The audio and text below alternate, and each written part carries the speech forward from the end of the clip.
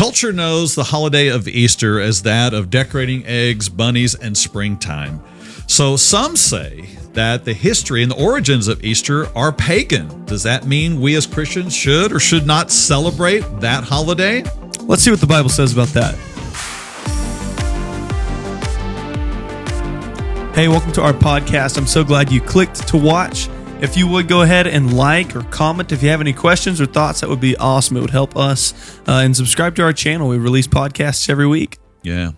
So we're excited to have Dr. Jeffrey Seif with us today. Always glad to have him as part of our podcast. And Jeff has a rich history and a set of experiences that make him the expert to have at the table today. So, man, we've listed some of his experiences. I'll go ahead and do some of that again today. He's a missionary with the American Board of Missions to the Jews, a theological ministry professor for 27 years. It's a long time. That's awesome. Project manager for the Messianic Jewish Bible Translation. Police officer, has a doctorate in, or working on a doctorate. You got the doctorate in. Yeah, I graduated Southern Methodist University with a doctorate in theology and ministry. Yes. And I'm a doctoral student as well at Cambridge University in England. Yeah, just graduated with a master's. Yeah, I took a master's. That's right. That's what it was. That's what it was. Criminology from Cambridge. Yes. Yeah. You're a pastor in a congregation in Arlington today. Tell us a little bit about that. Yeah, it's a Messianic Jewish congregation. It meets on Friday nights. Nice. Married to your wife, Barry, and an active member in our church. We are extremely fortunate and blessed to have him here in our church. Oh, I'm fortunate and blessed to have such a cool church around the corner. Well, we are grateful. So because of his experiences and knowledge, he's the perfect guy to have at the table today as we talk about the history of Easter and the Passover season and what this means to us as believers today and whether or not we should celebrate Easter. I know that that question arises for a lot of Christians. Is it a pagan holiday? If it is a pagan holiday, should we not have anything to do with it? What should we do? Is it okay to have Easter eggs? Is it okay to have Easter bunnies? Is it okay to say Easter or not? What do we do with all of this? So I thought we would start. Let's start before Easter. Let's go back to this season from a Jewish perspective. This is why it's great to have Jeff at the table today. So help us understand this Passover season. Why is this so special for the Jewish mindset, of course, to begin with, but for all of us as believers? Well, Passover is a spring holiday, of course. If you're an agrarian, the earth is coming back to life after a cold winter. Okay. And, the warmer weather and the spring rains come. And in biblical literature, the month of Nisan is also the season when Israel came back to life as a nation state. They were waylaid in Egypt for hundreds of years, bound up in slavery, and the Lord brought about a great deliverance through Moshe Rabbeinu, Moses. They were extricated from bondage and made their way into freedom at this time of life, the Easter season. So yes, all right. And so then the Passover celebration comes out of that, and still celebrated today in Jewish congregations. And with Jesus too. You know, for a moment, never mind Easter, when he came back to life, the last thing he did, the Last Supper, was it was a Jewish Passover meal. That his own death correlated with when the Passover lambs were slain, which brought about the great deliverance.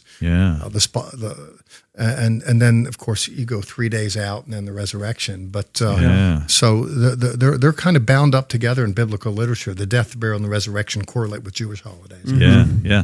So for you as a Messianic Jew, this is even more significant. What does this time of year look like for you and your church as you celebrate? Well, we'll do a Passover Seder, actually, a meal where we're still very much keyed to the rhythms of Jewish social life.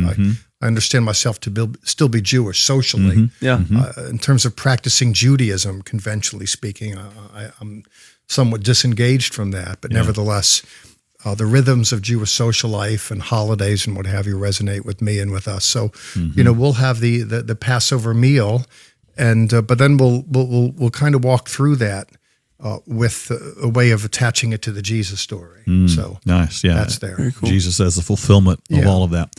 So when we come down to the idea and the celebration of Easter then today, tell us about your understanding of the history of that name and the practices that we have today? What's your understanding of where this comes from? Well, first of all, that Christianity is an Easter religion. And when believers, they used to celebrate Easter every Sunday on the first day of the week. Yeah. When, that you're looking at a community that gathers together around the memory of a resurrected Lord.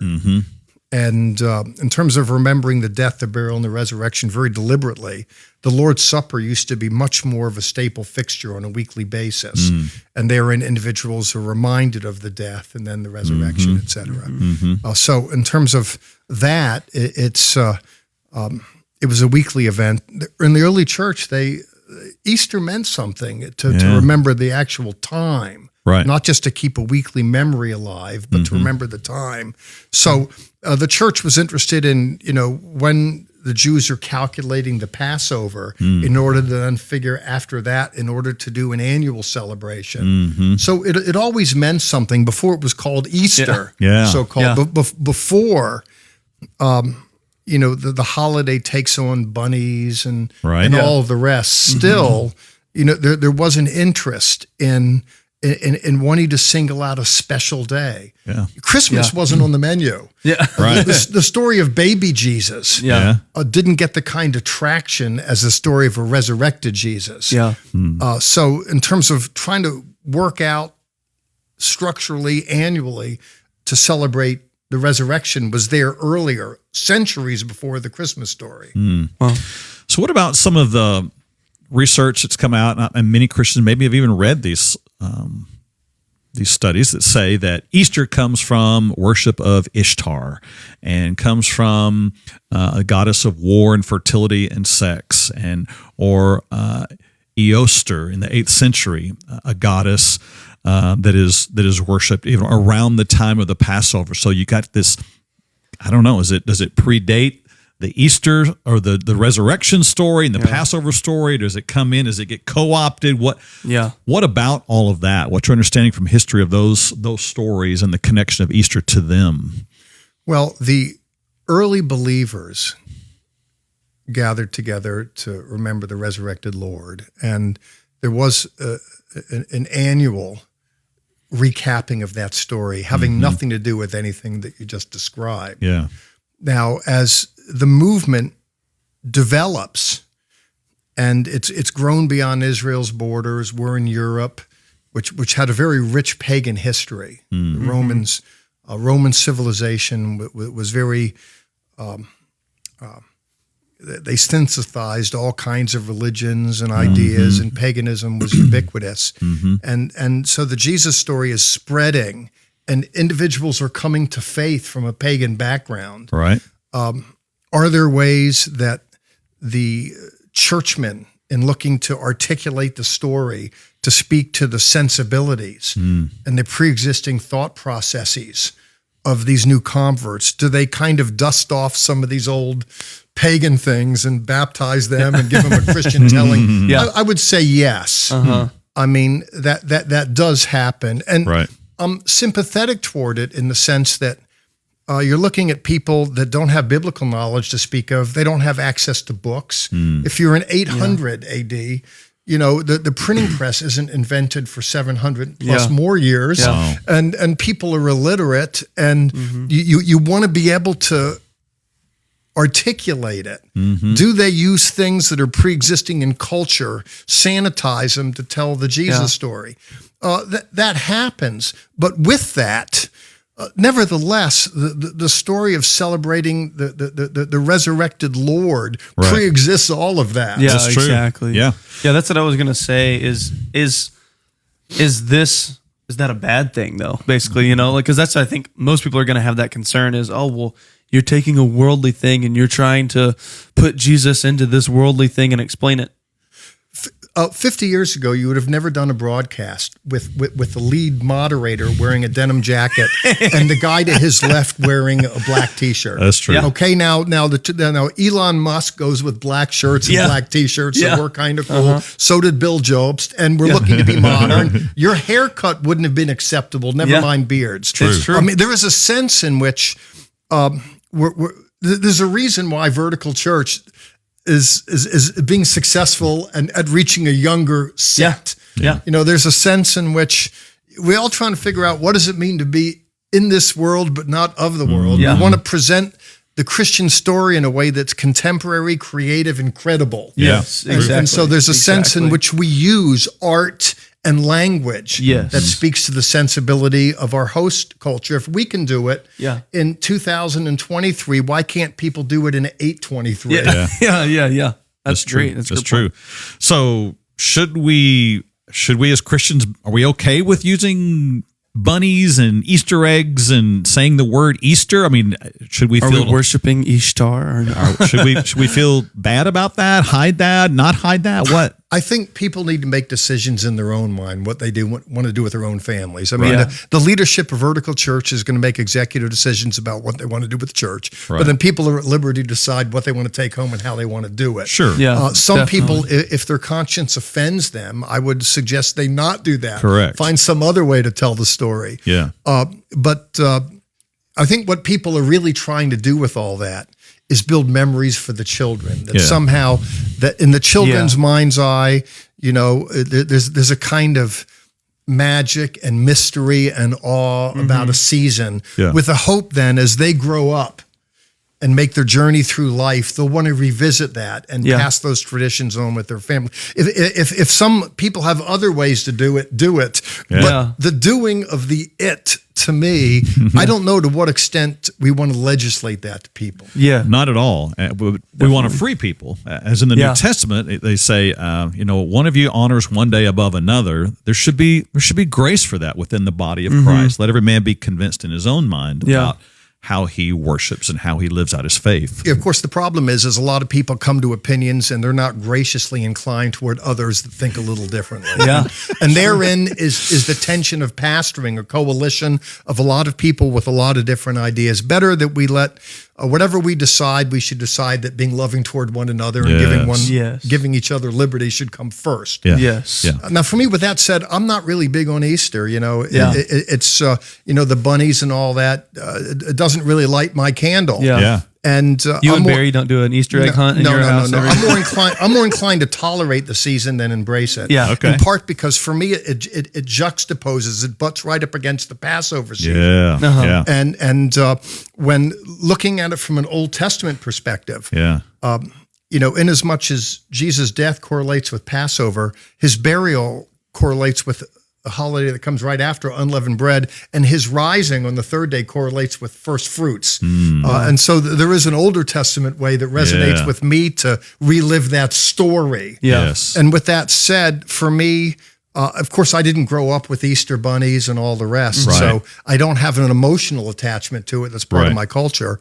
Philosophically or theologically, I'm a little more tethered to an Older Testament explication, unpacking of it. But with all that said, my Christian virtue beckons me to be very gracious and very kind. I'm glad people, not everyone comes from my world, and I'm glad people that coming from their own variant worlds are wanting to remember Jesus' death, burial, and resurrection. That's good. Definitely. So from your perspective, Easter maybe even is not even given the greater credibility of what this season should be. It almost cheapens it. Maybe just eggs and bunnies are not really telling the story. But I don't even want to say that they do. If you're looking at a season that has rootage in the world coming back to life, the fall comes, the winter comes, and then the rains come, and there's new life forms. The whole thing of the bunny and rabbits and eggs, it speaks of life and fertility and what have you. And so it kind of speaks to that message. And, ancients did acquire new clothing on Easter as well. That season of, coming back to life. And so, the symbols of that, the bunny, the eggs and the like, speak to that. I'm not... I'm not calling off the Easter egg hunt if that's what you have planned. No, you're actually the deciding factor in this podcast. No, I'm kidding.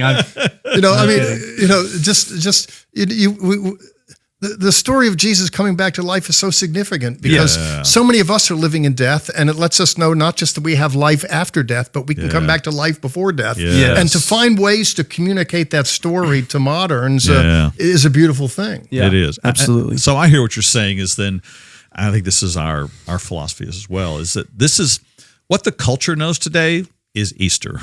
Yeah. They don't know, at least this area doesn't know as much about Passover yeah. and first fruits and all. Yeah. You They start don't- explaining the seasons and the feasts and all that stuff, and people are just like, Yeah. I don't know. Yeah. They just don't know that. Should they know that? Yes, Yeah. that'd be awesome for them to know. But what Yeah. they do know are bunnies and eggs. Right. Mm-hmm. So if we can meet them with bunnies and eggs and Easter, Yeah. then we can tell them the real meaning of the story Yeah. of Easter And and the bingo. resurrection. Yeah. Bingo. And there it is. There are people.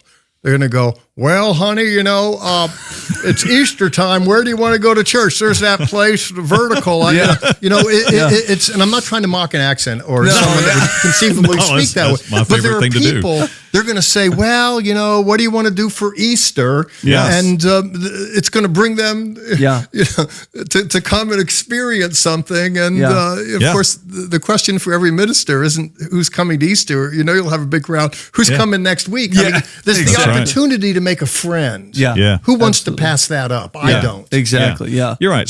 So if we put on our sign or our social media and announce, hey, it's first fruit celebration. They're going, What? Is that like farmer's market or what is that? That's what this culture around here would Yeah, think. They exactly. would not understand. think of First Mondays in Canton or something like that, So yeah, that's great insight, and that is what we want to do. We want to communicate the real meaning of this season. And I think that's Paul's genius, by the way. Now, Paul himself was an Orthodox Jewish rabbi who came to faith in Jesus. But, in Judea, people were very comfortable living and functioning as Jews, Jewish believers in Jesus. Right. But part of his genius, as he's expanding the gospel beyond Israel's borders, he didn't feel the need to impose those structures and ways on individuals that come from other cultures. And he let them kind of develop their own ways of expressing what it means to be Christian. That's true, and even using their methods to communicate the gospel. Even the way he communicates it, when Paul says we don't box, aim against the wind, Yes. run the race, the fiery darts of the devil, he's using Greek, Roman athletic competition to tell the story, which Jews wouldn't have appreciated at all in Judea. Wow. But there's a sense in which when he talks about put on the helmet of salvation, the shield of faith, the breast, he's using the accoutrements of the Roman occupying army and he's embellishing it with a religious point. Wow. Jews in Judea wouldn't have appreciated that, but in the Greco-Roman world, they loved the military, and he uses military language. He uses sports. Wow. There's a way that you're competing to get the story into the hearts and minds of people. That's good. That's what you do. Yeah. Exactly. In fact, I guess Jews might have even been incredibly offended by that. You're cheapening it. That you're using Roman stories and pictures and metaphors to communicate the gospel. In fact, they cried foul. If you look at Paul's letters, I just finished a commentary on Corinthians that's coming out in a week. And I'm a professor of New Testament. In fact, when I leave here, I have to go give a lecture, introduction to Paul's early writings. If you look at Paul's writings, they're precipitated by exigent circumstances. The problem, there's a pressure, and the response to it is a letter. And a lot of it is people critiquing him. Wow. Who do you think you are? You're rearranging the furniture. What do you know? Wow. That's Very true. interesting. It's a challenge. It always has been to communicate timeless truth, eternal truths to people who are not eternal and timeless yet in their hearts. And so you have to use language and you use stories and you use what they know to communicate. And we do that without compromise, without compromising the truth. Yeah. We might use message. We might use formats that communicate that message. And that's what we attempt to do in our modern world today. When the piano was first introduced in a church, it was a scandal, and Silent Night was not well received. It sounds strange to say it, but it's true. Yeah. That we tend to be resistant to innovation. Innovation causes confrontation. Yeah. And people tend to kind of just kind of crystallize in their traditions. But the world changes, new generations come. Cultures, all that. And we have to, on the one hand, reach out to the newer generations, but still keep us older folk like me happy.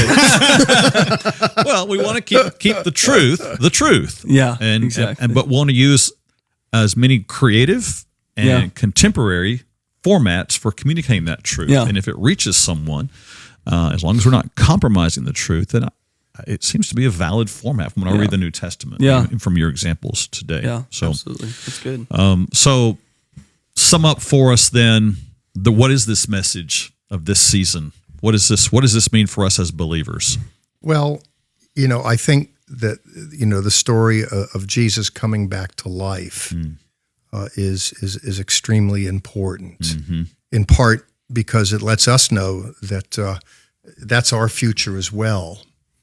But for us, people like me can be interested in life after death because I know most of my life has already been lived. I'm 67. Wow. And I know I'm somewhere between going, and gone. Yeah. So the whole idea of life after death, it takes on a little special meaning because people I know are dying and have died, and I know I'm following in reasonably short order, though thankfully myself and my wife are happy. Yeah. But with that said, at Truett's generation, maybe there's less interest in life after death as much as is there life before death. Right. Is there something about the Jesus story that can bring me back to life from rebounding, from addictions, from shipwrecks in life? And I think the whole story of coming back to life needs to be heralded.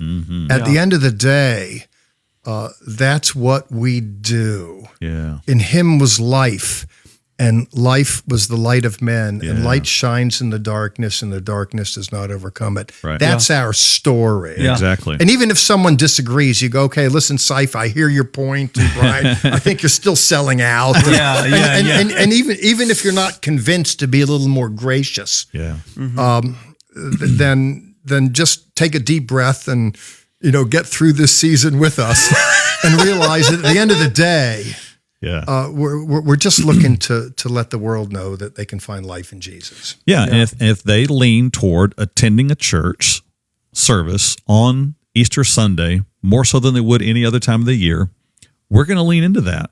We're not going to condemn them for it. We're not going to mock them for it. We're going to lean into that and know this is our opportunity. We have the greatest message on the planet. We proclaim that there is life in Jesus Christ, that he is the resurrection and the life, and though you were dead and though you die, you will live in him. So that is our message. And man, we want to shout that.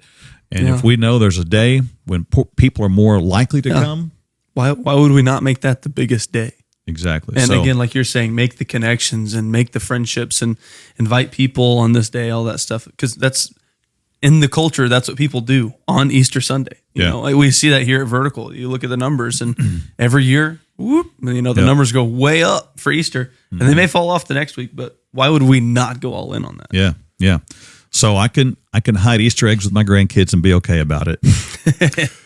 Just another thing, and it's an aside just about food. If you look at Jesus, he stages events where, he did a lot of what he did around food moments, multiplying fish and bread. And, he's satisfying an appetite. Of course, they're going to be hungry the next day.